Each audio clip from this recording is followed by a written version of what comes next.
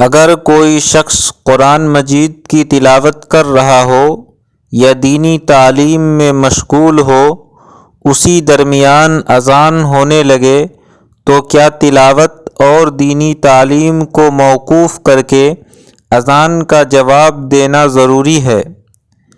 اس بارے میں شریعت کا کیا حکم ہے؟ مذکورہ سوال کا جواب یہ ہے کہ تلاوت اور دینی تعلیم کو موقوف کر کے اذان کا جواب دینا ضروری نہیں ہے، کیونکہ اذان کا جواب دینا جس طرح دین کا کام ہے، اسی طرح قرآن مجید کی تلاوت کرنا اور دینی تعلیم میں مشغول ہونا دین کا کام ہے۔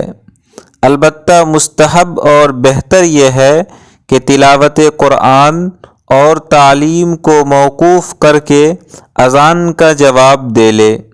اسی مسئلہ کو حضرت مولانا مفتی سعید احمد صاحب پالنپوری رحمہ اللہ نے اس طرح بیان کیا، خود حضرت کی زبانی سماعت فرمائیں۔ مسئلہ کہ آپ قرآن شریف پڑھ رہے ہیں، اذان ضرور، تو اذان کا جواب دینے کے لیے تلاوت بند کرنا ضروری نہیں۔